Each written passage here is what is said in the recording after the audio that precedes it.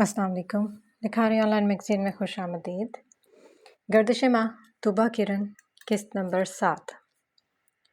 تقریباً ایک ہفتے اس کی دیکھ بھال کی گئی۔ جب وہ مکمل طور پر صحت یاب ہو گیا تو ان تینوں آدمیوں نے اسے ایک پلاسٹک کی تھیلی دی کہ فلاں پتے پر دے آؤ، مگر اس کی قسمت کے راستے میں سے پولیس نے پکڑ لیا۔ اس وقت اسے معلوم ہوا تھا کہ اس تھیلی میں نشہ ہے، اور اس وقت اسے معلوم ہوا تھا کہ دنیا جیسے دکھتی ہے ویسی ہوتی نہیں ہے۔ پولیس انسپکٹر اسے مارتاوا پولیس اسٹیشن لے گیا۔ اسے سلاخوں کے پیچھے قید کر دیا گیا۔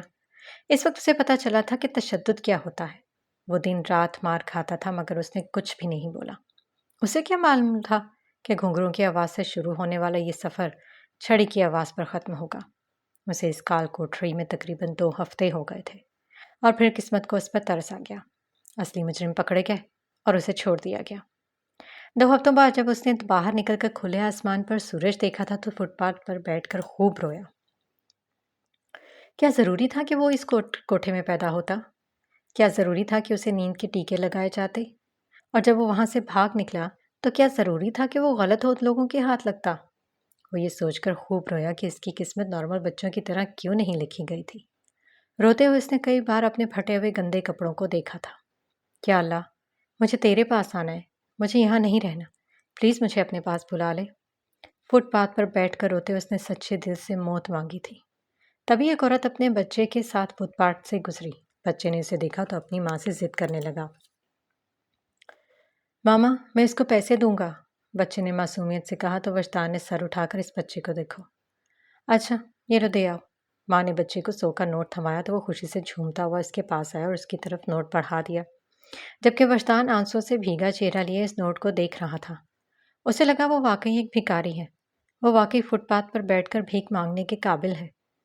گود میں رکھ کر آ جاؤ سمی، دیر ہو رہی ہے۔ ماں نے بچے کو آواز لگائی تو بچہ 100 کا نوٹ وجدان کی گود میں پھینک کر اپنی ماں کی طرف بھاگ گیا، جبکہ وہ اپنی گود میں رکھے سرخ نوٹ کو دیکھتا رہا۔ وہ رات اس نے فٹ پاتھ پر گزاری تھی۔ اگلی صبح ایک نئی امید کے ساتھ طلوع ہوئی تھی۔ اس نے خود میں ہمت پیدا کی اور چلنے لگا۔ اسے کچھ کرنا تھا، کچھ ایسا کہ وہ اپنی پہچان بنا سکتا، کچھ ایسا کہ وہ اپنے وجود سے طفائف کی اولاد کا ٹیگ اتار سکتا۔ وہ چلتا رہا، یہاں تک کہ وہ ایک چھوٹے سے چائے کے ہوٹل کے سامنے پہنچ گیا۔ اسے لگا یہی اس کی منزل ہے۔ وہ کچھ سوچ کر اندر داخل ہوا۔ وہ ایک چھوٹا سا چائے خانہ تھا جس میں چائے کے ساتھ سموسے پکوڑوں کا بھی انتظام کیا جاتا تھا۔ سامنے ایک آدمی چولہے میں بڑی سی دیگ کی چڑھائے چائے بنا رہا تھا۔ وہ آہستہ آہستہ چلتا اس کے قریب آیا۔ انکل، اس نے دھیمی آواز میں پکارا تو چائے بنانے والے نے اسے دیکھا، پھر برا سا منہ بنا کر دوبارہ چائے بنانے لگا۔ وہ کچھ دیر جواب آنے کا انتظار کرتا رہا، لیکن جب جواب نہ ملا تو اس نے دوبارہ پکارا۔ انکل، کیا ہے لڑکے، جاؤ یہاں سے، ابھی تو کوئی گاہک بھی نہیں آیا اور تم لوگوں کا مانگنے کا ڈرامہ شروع ہو گیا ہے۔ اس آدمی نے بیزاریت سے اسے جھڑک دیا۔ میں بھکاری نہیں ہوں انکل، میں کام کرنا چاہتا ہوں، مجھے برتن دھونے کے لیے رکھ لیں پلیز۔ اس نے کہا تو اس آدمی نے کام کرتے ہاتھ رک کے اور اس نے وجدان کو سرتا پیر دیکھا۔ کہاں سے آئے ہو؟ تمہارے والدین کہاں ہیں؟ چائے والے نے پوچھا تو اس نے سر جھکا لیا۔ ہر کوئی والدین کا کیوں پوچھتا تھا؟ میں وہ اس کے لیے جھوٹ بولنا مشکل کام تھا۔ کیا میں وہ؟ چائے والے نے تنک کر پوچھا۔ میں حویلی سے آیا ہوں، میری امی وہاں کام کرتی ہیں، میں وہاں سے بھاگ آیا ہوں، اس نے سہمے ہوئے لہجے میں بتایا۔ کون سی حویلی اور کیا کام؟ والد کہاں ہیں تمہارے؟ چائے والا اب مکمل طور پر اس کی طرف متوجہ ہو چکا تھا۔ ابو اللہ کے پاس ہیں، امی ناچتی ہیں، اس نے نظریں جھکائے کہا تو آدمی کے ماتھے پر بل نمودار ہوئے۔ ناچتی ہے مطلب؟ اوئے، کہیں تو طوائفوں کے کوٹھے سے تو نہیں آیا؟ چائے والا اس کا تعارف سن کر تم سے تو پر آ گیا۔ وجدان نے شرمندگی سے سر اس بات میں ہلایا۔ ارے میں پاگل ہوں جو تجھ جیسے کو نوکری رکھوں؟ الحمدللہ 5 وقت کا نمازی ہوں اور میری دکان پر نیک لوگ آتے ہیں۔ کیا تیرے پلیت ہاتھوں سے برتن دھلواؤں گا؟ چل دفع ہو طوائف کی اولاد۔ چائے والے نے ایک زوردار دھکا مار کر اسے ہوٹل سے نکالا اور سڑک پر جا گرا۔ اس کی کوہنی بری طرح چھل گئی۔ اس کی آنکھیں باعث تکلیف برسنے لگی تھیں۔ آخر وہ کیوں قصوروار تھا؟ اس کی کیا غلطی تھی؟ وہ مشکل سے اٹھا اور اپنی ہتھیلی سے اپنے آنسو رگڑ کر صاف کرتا، ایک آخری نگاہ دکان پر ڈالتا آگے بڑھ گیا۔ شان چائے والا، دکان کا نام اس کے ذہن پر نقش ہو چکا تھا۔ وہ آج تک اس دکان کو نہیں بھولا تھا، وہ آج تک اس چائے والے کو نہیں بھولا تھا، وہ تو پولیس سے کھائی ہوئی مار کو بھی نہیں بھولا تھا، وہ کچھ بھی نہیں بھولا تھا۔ وجدان احمد کی وہ رات بھی فٹ پاتھ پر گزری تھی۔ بھیک میں ملے 100 روپے اس نے کھانا لے لیا تھا، مگر ایک بھی لقمہ حلق سے نیچے نہیں اتار پایا تھا۔ اسے بھوک نہیں لگی تھی، مگر اسے پیاس بہت لگتی تھی۔ ہر وقت حلق میں کانٹے چبھتے رہتے تھے، اسے نیند بھی مشکل سے آتی تھی۔ اس روز بھی وہ فجر سے تھوڑی دیر پہلے سویا تھا، مگر طوائف کی اولاد کی صداؤں نے اسے سونے نہ دیا، اور وہ ڈر کر جاگ گیا۔ نہیں ہوں میں طوائف کی اولاد، نہیں ہوں میں طوائف کی اولاد، میں وجدان احمد ہوں، صرف وجدان احمد۔ وہ اندھیری رات میں سنسان فٹ پاتھ پر اپنے بال کھینچتا زور زور سے چلا رہا تھا۔ تب اسے طوائف کا پورا مطلب ہی نہیں پتا تھا، تب وہ صرف گھنگرو پہن کر ناچنے والی کو طوائف سمجھتا تھا۔ طوائف کا مکمل تعارف تو بعد میں ہوا تھا۔ میں طوائف کی اولاد نہیں ہوں۔ کتنی ہی دیر وہ یہی جملہ دہراتا رہا۔ آہستہ آہستہ اس کی آواز دھیمی ہوتی گئی۔ میں طوائف کی اولاد نہیں ہوں۔ آخری بار اس نے یہ جملہ سرگوشی میں کہا تھا اور پھر بے ہوش ہو گیا۔ اس نے آنکھیں کھولی تو خود کو ایک کمرے میں پایا۔ ابھی وہ کچھ سوچ ہی رہا تھا کہ ایک بوڑھا آدمی اندر داخل ہوا۔ اسے لگا تاریخ خود کو دہرا رہی ہے۔ وہ سہم کر بیٹھ کے کراؤن سے چمٹ گیا۔ بیٹا، اب کیسی طبیعت ہے تمہاری؟ وہ آدمی چلتا ہوا اس کے قریب آ رہا تھا اور وہ سہم کر اونچی اونچی سانس لینے لگا تھا۔ گھبراؤ مت، میں تمہیں کوئی نقصان نہیں پہنچاؤں گا۔ میں صبح جاگنگ کے لیے جا رہا تھا کہ تم پر نظر پڑی تو تمہیں اپنے گھر لے آیا۔ کہاں سے آئے ہو؟ پینٹ کوٹ میں ملبوس اس بوڑھے آدمی نے اس سے پوچھا تو اس نے کوئی جواب نہ دیا، بس گہرے گہرے سانس لیتا رہا۔ اچھا چھوڑو، میں تمہارے لیے سوپ بھیجتا ہوں، وہ پی لو، پھر بات کریں گے۔ آدمی نے اس کے سر پر ہاتھ پھیرا اور کمرے سے نکل گیا۔ کچھ دیر بعد ایک ملازم کمرے میں سوپ رکھ گیا، جبکہ وہ وہیں بیٹھا رہا۔ کافی دیر گزر گئی، پھر اس نے آگے ہو کر سوپ لے کر پیالے کو دیکھا اور بیڈ سے اتر کر کمرے کا جائزہ لینے لگا۔ کمرے سے معلوم ہوتا تھا کہ وہ کسی امیر آدمی کا گھر ہے، اور کمرہ کسی بچے کا لگتا تھا، کیونکہ ہر طرف کھلونے پڑے ہوئے تھے۔ کھلونوں کو ہاتھ میں اٹھاتے ہوئے ترسی ہوئی نگاہوں سے انہیں دیکھ رہا تھا۔ اس کے بعد ایک کھلونا اٹھاتے ہوئے اس کی نظر کونے پر پڑی رسی پر پڑی۔ اس نے اس رسی کو اٹھا لیا۔ کچھ دیر خاموشی سے رسی کو دیکھتا رہا، پھر رسی کو اپنے گردن میں پہن کر ڈریسنگ ٹیبل کے سامنے آ گیا۔ خود کو آئینے میں دیکھتے ہوئے وہ اپنی گردن پر رسی کی گرفت تنگ کر رہا تھا۔ پھر اس کا سانس بند ہونے لگا تو اس نے رسی کو ڈھیلا چھوڑ کر خود کو دیکھا۔ آنسو خون کی مانند بہہ رہے تھے۔ پھر رسی کو گردن سے نکالتے ہوئے اس نے پنکھے کی جانب دیکھا اور دیکھتا رہا۔ پھر میز کی جانب بڑھا، سوپ کا پیالہ اٹھا کر ڈریسنگ ٹیبل پر رکھا اور میز پنکھے کے نیچے لا رکھا۔ پھر وہ میز پر چڑھ گیا، مگر اس کا قد پنکھے تک نہیں پہنچ رہا تھا۔ بھیگا ہوا چہرہ لیے وہ اترا اور کمرے میں پڑی چھوٹی سی کرسی میز پر رکھی، رسی اٹھائی اور کرسی پر چڑھ کر پنکھے سے باندھنے لگا۔ گھیرا لگانے کے بعد اس نے رسی اپنی گردن میں ڈالی اور گاروں پر بکھرے آنسو بے دردی سے صاف کرتے ہوئے رسی تنگ کی، لیکن اس سے پہلے کہ وہ کرسی کو ٹھوکر مارتا وہ آدمی دروازہ کھول کر اندر داخل ہوا۔ وجدان کو اس حالت میں دیکھ کر وہ آدمی بھاگتا ہوا اس کی طرف بڑھا اور اسے نیچے اتارا۔ یہ کیا کر رہے تھے تم؟ خودکشی مسئلے کا حل نہیں ہے، اس بوڑھے آدمی نے اسے ڈانٹتے ہوئے اپنے ساتھ لگا لیا۔ وہ پھوٹ پھوٹ کر رونے لگا۔ خودکشی کر کے کیا مل جاتا ہے تمہیں؟ خودکشی رہائی نہیں ہے لڑکے، یہ اگلی زندگی کی قید ہے۔ تم ہمیشہ کے لیے قید ہونا چاہتے ہو؟ وہ آدمی اس سے پوچھ رہا تھا جبکہ وہ روتا رہا۔ دیکھو، میری بات سنو، ادھر دیکھو، ادھر بیٹھو۔ اس آدمی نے اسے بیڈ پر بٹھایا اور خود بھی اس کے ساتھ ہی بیٹھ گیا۔ چلو اب ایک کام کرتے ہیں، ہم دوست بن جاتے ہیں۔ میں خالد ہوں اور تم؟ خالد نے ہاتھ آگے بڑھاتے ہوئے پوچھا تو وجدان کچھ دیر اس کا چہرہ دیکھتا رہا۔ ڈرو مت، میں تمہارا دوست ہوں۔ چلو شاباش، اپنا نام بتاؤ۔ خالد نے کہا تو اس نے زکام زدہ سانس اندر کھینچتے ہوئے پھر ننھا سا ہاتھ خالد کے ہاتھ پر رکھ دیا۔ میرا نام وجدان احمد ہے۔ رونے کی وجہ سے وجدان کو ہچکی بن گئی تھی۔ اس کی بات سن کر خالد مسکرایا۔ ارے ماشاء اللہ، کتنا خوبصورت نام ہے، خالد نے پیار سے کہا۔ دیکھو وجدان، زندگی آسان نہیں ہے۔ تم نے کبھی چلتی ٹرین دیکھی ہے؟ وہ سیدھا نہیں چلتی جاتی، راستے میں کئی موڑ آتے ہیں اسے مجبوراً مڑنا پڑتا ہے۔ ذرا سوچو، موڑ آنے پر اگر ٹرین یہ سوچ کر رک جائے کہ سفر مشکل ہے تو کیا وہ کبھی اپنی منزل تک پہنچ پائے گی؟ خالد نے پوچھا تو وجدان میں نے نفی میں سر ہلایا۔ یہ زندگی بھی ٹرین کی طرح ہے، ہمیشہ ایک جیسی نہیں رہتی۔ ایک پل ہم خوش ہوتے ہیں اور اگلے ہی پل اداس ہو جاتے ہیں۔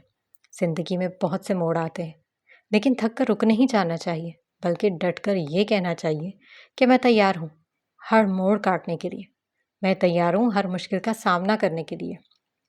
موت میرے مسائل کا حل نہیں ہے، مجھے زندہ رہ کر اپنی زندگی کو بہتر بنانا ہے، کیونکہ مشکلات میں ہمیشگی نہیں ہوتی۔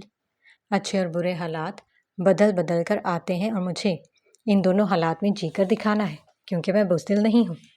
خالد نے دھیمے لہجے میں اسے سمجھایا، جبکہ وہ حیرت سے خالد کو دیکھ رہا تھا۔ اس نے زندگی میں پہلی بار کسی کو اتنا اچھا بولتے سنا تھا۔ واقعی زندگی ٹرین کی طرح ہے، اسے سمجھ آنے لگی تھی۔ چلو ایک ایکٹیویٹی کرتے ہیں، میں یہ جملے بولوں گا تو میرے پیچھے دہرانا، اوکے؟ خالد نے کہا تو اس نے سر ہلا دیا۔ میں تیار ہوں ہر موڑ کاٹنے کے لیے۔ خالد نے کہا تو اس نے ایک سانس لے کر جملہ دہرایا۔ میں تیار ہوں ہر موڑ کاٹنے کے لیے۔ آنسو پھر سے بہنے لگے تھے۔ میں تیار ہوں ہر مشکل کا سامنا کرنے کے لیے۔ خالد نے کہا، میں تیار ہوں ہر مشکل کا سامنا کرنے کے لیے۔ اس کی آنکھوں کے سامنے اپنی طوائف ماں کا چہرہ آیا۔ موت میرے مسائل کا حل نہیں ہے، خالد کہہ رہا تھا۔ موت، اتنا کہہ کر وہ رونے لگا۔ بچے، خالد نے اس کے سر پر ہاتھ پھیرا۔ موت میرے مسائل کا حل نہیں ہے۔ اسے لگا اتنا زیادہ رونے کی وجہ سے اس کی آنکھیں پھٹ جائیں گی۔ مجھے زندہ رہ کر اپنی زندگی کو بہتر بنانا ہے، کیونکہ مشکلات میں ہمیشگی نہیں ہوتی۔ خالد نے کہتے ہوئے اس کا ہاتھ تھام لیا۔ وہ سسکا۔ مجھے زندہ رہ کر اپنی زندگی کو بہتر بنانا ہے، کیونکہ مشکلات میں ہمیشگی نہیں ہوتی۔ ارے، میں پاگل ہوں جو تجھے جیسے کو نوکری پر رکھوں؟ الحمدللہ 5 وقت کا نمازی ہوں اور میری دکان پر نیک اولاد آتے ہیں۔ کیا تیرے پلیت ہاتھوں سے برتن دھلواؤں گا؟ چل دفعہ ہو طوائف کی اولاد۔ اس کے کانوں میں چائے والے کی آواز گونجی۔ اچھے اور برے حالات بدل بدل کر آتے ہیں اور مجھے ان دونوں حالات میں جی کر دکھانا ہے، کیونکہ میں بزدل نہیں ہوں۔ خالد نے کہا تو اس نے اپنے آنسو صاف کیے اور بیڈ سے اٹھ کھڑا ہوا۔ اچھے اور برے حالات بدل بدل کر آتے ہیں اور مجھے ان دونوں حالات میں جی کر دکھانا ہے، کیونکہ میں بزدل نہیں ہوں۔ پورا جملہ بغیر اٹکے، بغیر رکے ادا کرتے اس نے خود سے عہد کیا تھا کہ وہ اب ان حالات کا مقابلہ کرے گا۔ وہ آئینہ کو بھی یہ ایکٹیویٹی کروانا چاہتا تھا۔ اگر وہ اس کے سینے سے نہ لگتی تو وہ اسے یہ ایکٹیویٹی کروا کر آتا، مگر حالات اختیار میں کہاں رہتے ہیں۔ خالد بھی کھڑا ہو گیا اور اس کا ہاتھ پکڑ کر کمرے میں موجود الماری کے پاس لے آیا۔ وجدان نام سمجھی سے الماری کو دیکھ رہا تھا۔ خالد نے الماری کھول دی۔ اس میں وجدان کے کسی ہم عمر بچے کے بہت سے کپڑے لٹکے ہوئے تھے۔ یہ میرے پوتے کا کمرہ ہے، یہ سارے کپڑے اس کے ہیں۔ میں اگر چاہوں تو تمہیں یہ کپڑے دے دوں، مگر میں نے تمہیں جو دیا نا وہ کپڑوں سے کہیں زیادہ ہے۔ تمہاری آنکھوں میں کچھ کرنے کی لگن تمہیں بہت آگے لے کر جائے گی۔ مجھے تمہارے اندر ایک بڑا آدمی نظر آ رہا ہے۔ تم یہاں سے جاؤ اور خوب محنت کرو۔ میری دعا ہے جب تم بڑے افسر بن جاؤ تو ہماری ملاقات ہو۔ تم سمجھ رہے ہو نا؟ خالد نے کہہ کر اس سے پوچھا تو اس نے سر اس بات میں ہلا دیا۔ جاؤ، شاباش۔ وجدان احمد، تمہارے لیے دنیا بہت وسیع ہے، وہ حاصل کر لو جو کرنا چاہتے ہو۔ جاؤ۔ خالد نے پیار سے اس کے سر پر ہاتھ پھیرتے ہوئے کہا تو وہ پوری قوت سے خالد سے لپٹا تھا۔ اللہ حافظ۔ خالد اسے دروازے تک چھوڑنے آیا تھا۔ اس دن اس نے خود پر سے خود ترسی کی چادر اتار دی تھی۔ ہاں، مگر وہ کسی کو یہ نہیں بتاتا تھا کہ وہ طوائف کی اولاد ہے۔ وہ اس بات کا پردہ رکھنا چاہتا تھا۔ اس روز وہ ایک کپڑوں کی دکان پر گیا تھا۔ کپڑوں کا مالک اپنے کام میں مصروف تھا جب وہ اندر داخل ہوا۔ السلام علیکم انکل، مجھے نوکری کی ضرورت ہے، پلیز مجھے نوکری پر رکھ لیں۔ اس نے جاتے ساتھ اپنے یاد کیے ہوئے الفاظ کہے تو دکاندار نے سر اٹھا کر اسے دیکھا۔ ارے بھائی، ہمیں کسی ورکر کی ضرورت نہیں ہے، جاؤ یہاں سے۔ دکاندار سخت چڑا بیٹھا تھا۔ انکل، اگر آپ مجھے کام پر رکھ لیں گے تو میں اپنے اللہ سے آپ کے لیے دعا کروں گا۔ وہ میری دعائیں جلدی نہیں سنتا، مگر سن ضرور لیتا ہے، اس نے کہا تو دکاندار نے اسے دیکھا۔ ہمیں وہ کسی ورکر کی ضرورت تو نہیں ہے، لیکن تم ضرورت مند ہو تو میں تمہیں رکھ لیتا ہوں۔ कुछ दिन देखूंगा, अगर ठीक काम किया तो तनख्वाह दूंगा, वरना। अभी दुकानदार कुछ कह ही रहा था कि नन्हे वजदान ने बात काट दी। मैं काम अच्छे तरीके से करूंगा अंकल, उसने जोर से कहा तो दुकानदार ने सर हिला दिया। इधर आ, ये देखो। दुकानदार उसे काम समझाने लगा। वजदान अहमद ने कुछ दिन उस दुकान के सामने ही सोकर गुजारे थे, लेकिन फिर दुकानदार ने उसे एक कमरा किराए पर लेकर दिया, जिसका किराया वो वजदान की तनख्वाह से काट लेता था। तकरीबन 2 माह काम करने के बाद दुकानदार ने खुश होकर अपनी दुकान की मेन ब्रांच, जो कि मार्केट की सबसे बड़ी दुकान मानी जाती थी, उसमें भेज दिया। वजदान की जिंदगी में और क्या था, सिर्फ काम ही तो था, जो वो बहुत मेहनत से करता था। 1 साल के अरसे में इसके हालात काफ़ी बदल गए। फिर इसने स्कूल में दाखिला लिया। वो काफ़ी मेहनत था, इसलिए वो छठी जमात में बैठा था। सुबह के वक्त वो स्कूल जाता और शाम को दुकान पर काम करता, और इसी दुकान पर काम करते करते वो कॉलेज तक पहुंच गया। उसने एक घर किराए पर ले लिया, जिसमें सरमद भी रहता था। फिर जब यूनिवर्सिटी शुरू हुई तो उसने दुकान छोड़ दी और ट्यूशन्स पढ़ाने लगा, क्योंकि दुकान की निस्बत ट्यूशन से ज़्यादा आमदनी हो जाती थी। लेकिन यूनिवर्सिटी के अखराजात की वजह से उसे रात के वक्त चौकीदारी का काम करना पड़ा। इस सफ़र में कई बार उसने आईने के सामने खड़े होकर वही जुमले दोहराए थे जो खालिद ने कहे थे। वो जुमले इसकी सोच बदलने का ज़रिया थे। वो सोचता था जब वो इंजीनियर बन जाएगा तो खालिद से ज़रूर मिलेगा। वो इनकी लंबी उम्र की दुआ करता था, और इन 9 सालों में कभी हवेली नहीं गया था। जिस दिन उसकी माँ का इंतकाल हुआ था, उसने दुकान पर काम करते हुए ये खबर सुनी थी। लोग असमत बानो के बारे में गंदी बातें कर रहे थे। वो इनका गिरेबान पकड़ना चाहता था, मगर ना पकड़ सका। अपनी माँ की मौत पर वो खूब रोया था। उस दिन इसे एहसास हुआ था कि वो असमत बानो से नफरत करने में नाकाम रहा है। इस अरसे में उसे दुआ सिकंदर नहीं भूली थी। वो हमेशा इसके साथ ही रही थी। वो अक्सर सोचता था कि अगर वो दुआ से मिला तो उसे बताएगा कि वो उसे कितना याद करता था। और इस रोज़ यूनिवर्सिटी में जब उसने एक लड़की को देखा जो किसी के मुंह पर अपना बैग मारकर जा रही थी, तब इसका दिल ज़ोर ज़ोर से धड़का था। वो दुआ सिकंदर को पहचान गया था, और इस खुशी में वो 9 बरस बाद हवेली गया ताकि नूर बानो को ये खबर सुना सके। अपना माजी खोलते हुए वजदान अहमद को बेहद तकलीफ हुई। आखिर में उसकी आवाज़ कांपने लगी थी। सरमद ने उसका हाथ थामा था। तुम सही मानों में सेल्फ मेड इंसान हो। तुम सही मानों में एक बहादुर इंसान हो। मुझे तुम पर फ़ख्र हो रहा है वजी। सरमद ने कहा तो वो धूरे से मुस्कुरा दिया, जबकि चाय कब की ठंडी हो चुकी थी। इस सुबह जब पलवशा हमायूं के लिए नाश्ता बना रही थी तब हमायूं एक बावर्ची खाने में चला आया। किसी मदद की ज़रूरत है? हमायूं ने बिखरी हुई चीज़ों को देखकर सवाल किया तो पराठा तलती पलवशा ने मुस्कुराकर उसे देखा। जी नहीं, आप आराम से बैठे, पलवशा ने कहा तो हमायूं ने इसकी गर्दन के गिर्द अपने बाजुओं का हाला बनाया और अपनी थोड़ी इसके कंधे पर रख दी। कुछ ज़्यादा ही तमीज़दार नहीं हो गई तो? हमायूं ने शरारत से पूछा। तंग न करो हमायूं, वरना जला हुआ पराठा खाना पड़ेगा नाश्ते में, पलवशा ने मसनूई गुस्से से कहा। हालांकि पराठा तलते हुए मुसलसल मुस्कुरा रही थी। तुम्हारे हाथ से तो अब जहर भी कबूल है पलवशा, हमायूं ने शिद्दत जज्बात से कहा तो पलवशा हंसने लगी। रात को कौन सी 3rd क्लास रोमांटिक मूवी देखी है तुमने? पलवशा ने पूछा तो वह नाराज़गी से सीधा हुआ। हद है वैसे, हमायूं ने कहा तो पलवशा ने पराठा ट्रे में रखकर चूल्हा बंद किया और पूरी तरह उसकी जानिब मुड़ी। एक बात बताऊं? वो हमायूं की आंखों में आंखें डाले पूछ रही थी। नहीं, उसने नाराज़गी से मुंह फेरा था। सुन लो, ये ना हो मेरे मरने के बाद मेरी कब्र पर बैठ के रोते रहो कि काश पलवशा की बात सुन ली होती, पलवशा ने कहा तो हमायूं से घूर कर रह गया। क्यों, क्या तुम एटम बम का फार्मूला बताने वाली हो? हमायूं ने पूछा तो वो खिलखिलाकर हंसी। हमायूं चंद लम्हों के लिए इर्द गिर्द के माहौल से बेखबर हो गया था। उसके सामने खड़ी लड़की बहुत अच्छा हंसती थी। पलवशा ने जब इसकी नज़रों की तपिश महसूस की तो खामोश हो गई, मगर हमायूं भी उसे अभी भी देख रहा था। हमायूं, उसने हमायूं को पुकारा तो वो गड़बड़ाया। हाँ, बोलो, मैं सुन रहा हूँ, हमायूं ने कहा। यार, मुझे लगता है जैसे मैं इमोशनल फूल हूँ। मुझे लगता था मैं जज्बाती हूँ, बेवकूफ़ हूँ। आप ही मुझे भी यही कहती थी। तुमसे मोहब्बत हुई तो तुम्हारे लिए बाबा और आप ही से लड़ गई, मगर जब शादी हुई तो तुम्हारे रवैये की वजह से बिल्कुल मैं हार गई थी। मुझे यकीन होने लगा था कि मैं वाकई बहुत बेवकूफ़ हूँ, लेकिन फिर तुम्हारा रवैया यकदम बदल गया। अगर तुम्हारा रवैया न बदलता तो मोहब्बत पर से मेरा एतबार उठ जाता, पलवशा ने कहा तो हमायूं ने इससे नज़रें चुरा ली। کاش وہ اپنے ماضی کو آگ لگا کر جلا سکتا، مگر ایسا کہاں ممکن تھا۔ تم اس وقت مجھ سے ناراض تھے یا میں نے کوئی غلطی کی تھی؟ پلوشا نے پوچھا تو اس نے پلوشا کی طرف دیکھا، پھر ایک گہرا سانس لیا۔ اس وقت میں اندھے کنویں کے کنارے کھڑا تھا۔ تمہاری محبت نے میرا ہاتھ تھام کر مجھے کنویں میں گرنے سے روک لیا۔ ہمایوں نے کہا تو پلوشا نے سوالیہ نظروں سے اسے دیکھا۔ مطلب؟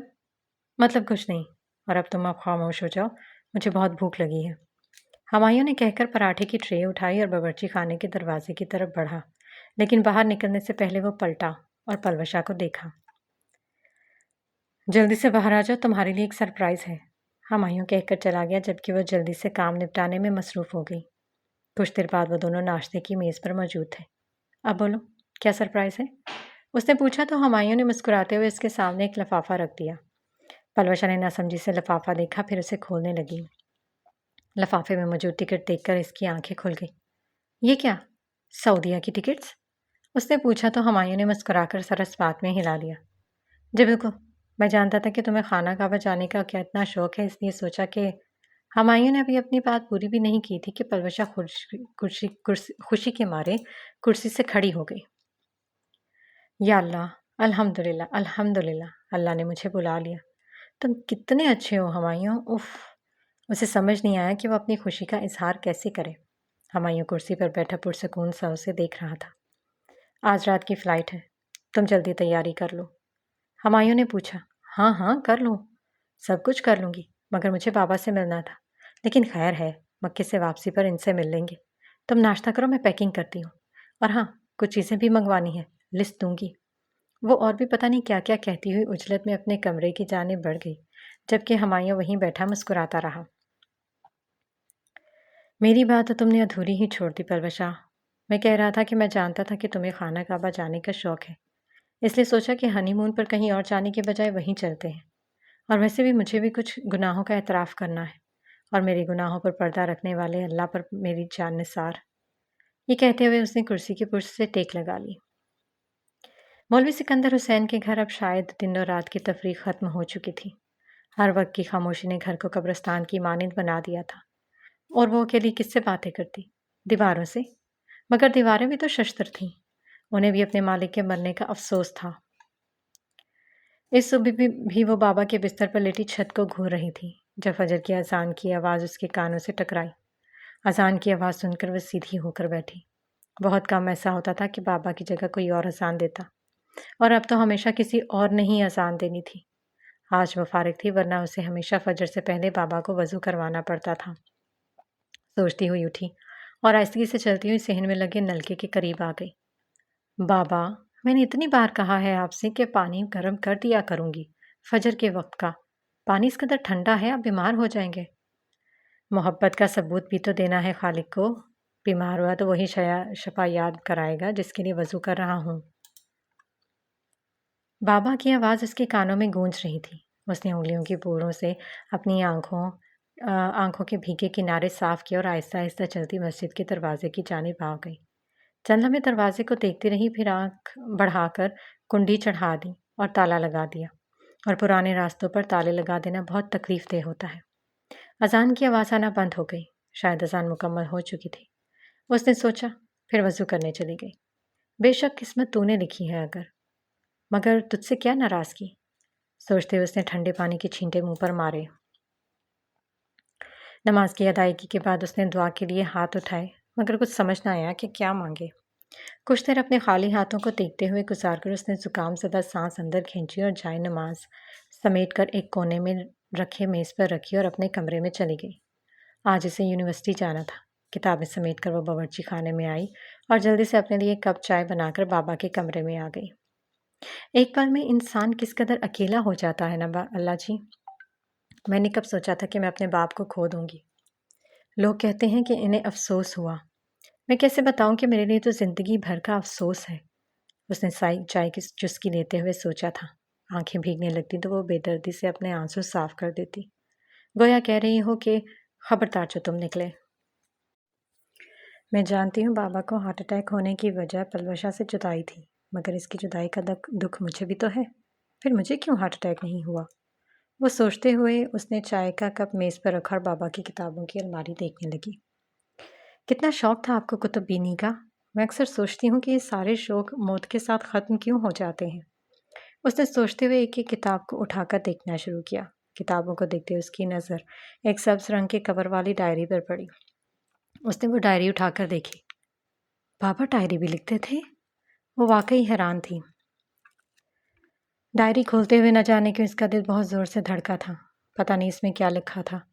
اس نے ورق گردانی کرنی شروع کی مگر سارے صفحات خالی تھے۔ وہ صفحات پلٹتی رہی اور ممکن تھا کہ ڈائری کو غیر استعمال شدہ سمجھ کر بند کر دیتی، مگر پھر کچھ صفحات چھوڑ کر اس کی نظر ایک تحریر پر پڑی جو غالباً اسی کے لیے ہی لکھی گئی تھی۔ وہ تعجب سے اس تحریر کو پڑھنے لگی اور جوں جوں وہ پڑھتی جا رہی تھی اس کے چہرے کے تاثرات بدلتے جا رہے تھے۔ وجدان احمد کو کل رات سے سخت بخار تھا۔ اپنے ماضی کی کہانی بیان کرنے کے بعد جب وہ لیٹا تو اس کا پورا جسم دکھنے لگا تھا۔ صبح تک اسے شدید بخار کے ساتھ ساتھ سر درد بھی شروع ہو چکا تھا۔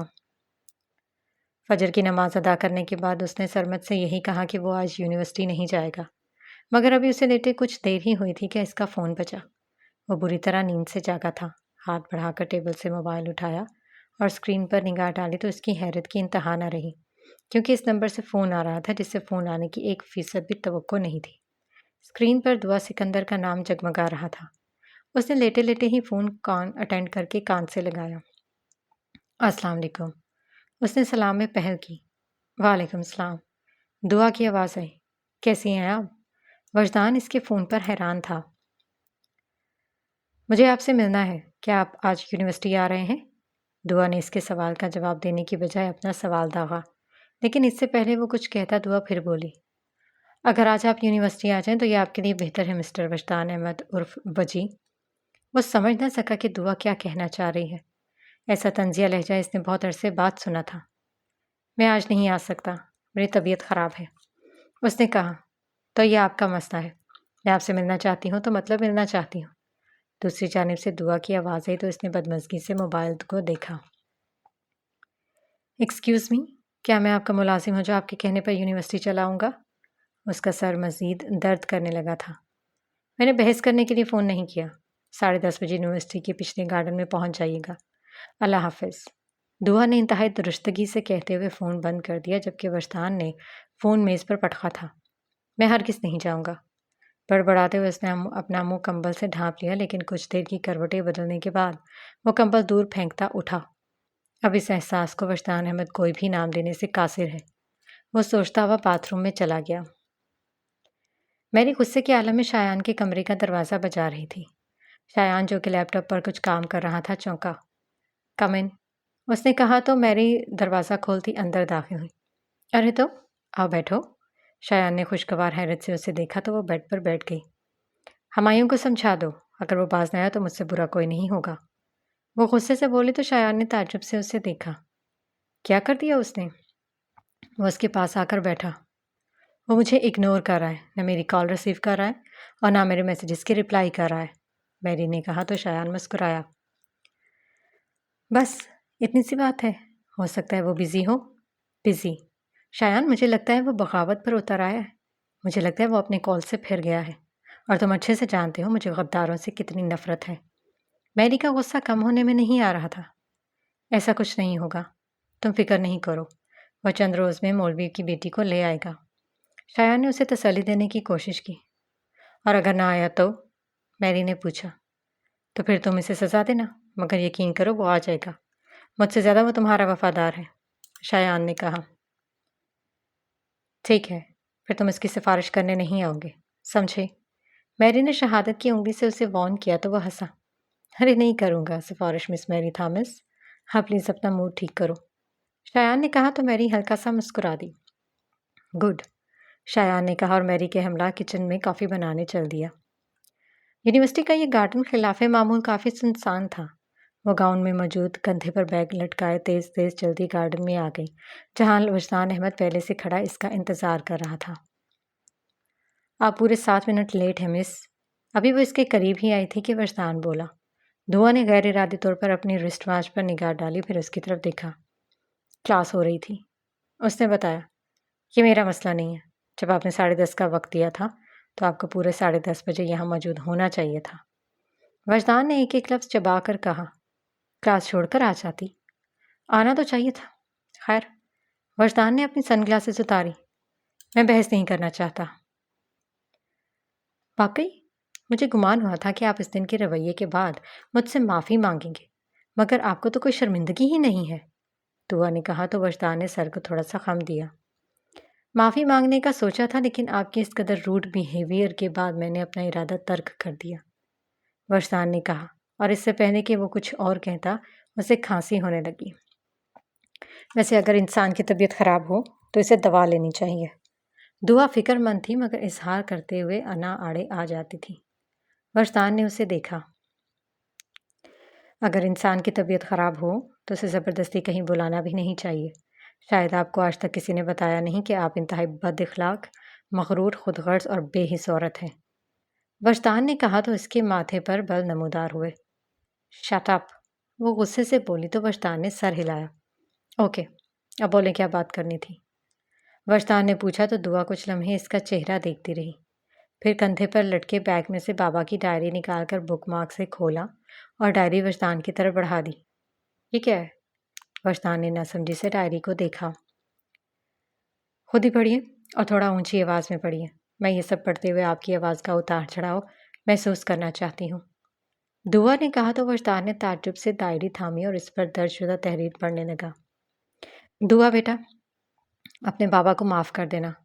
تمہارے باپ نے اپنی زندگی میں بہت سی غلطیاں کی ہیں، لیکن خدا گواہ ہے میری نیت کبھی بری نہیں تھی۔ پڑھتے ہوئے وجدان نے دعا کو دیکھا جو اسے ہی دیکھ رہی تھی۔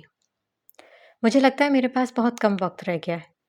آج پلوشا کو گم ہوئے 1 ہفتہ ہو چکا ہے، مگر تم اپنی تمام تر کوششوں کے باوجود اسے ڈھونڈ نہیں پائی۔ مجھے لگتا ہے میں اس کے غم میں ہی مر جاؤں گا۔ اتنا سا پڑھ کر وجدان نے پھر سے دعا کی جانب دیکھا۔ پلوشا کو کیا ہوا ہے؟ اس نے پوچھا۔ آگے پڑھیے، دعا نے کہا تو اس نے ایک بار پھر اپنی نظریں ڈائری پر ٹکا دیں۔ میں نے شاید اپنی ایک بیٹی کے لیے غلط فیصلہ لیا ہے، لیکن میں اپنی دوسری بیٹی کے لیے غلط فیصلہ نہیں کروں گا۔ تم نے ایک روز مجھ سے پوچھا تھا نا کہ وجدان، اپنے نام پر وہ رکا، لیکن ایک اگلے ہی لمحے وہ پھر سے پڑھنے لگا۔ وجدان احمد کون ہے؟ اور میں رونے لگا تھا۔ بیٹا وجدان کون ہے میں یہ تو شاید کبھی نہ بتاؤں پاؤں، مگر ایک درخواست ہے، بلکہ اسے میری آخری خواہش سمجھ لو۔ تم وجدان سے شادی کر لینا۔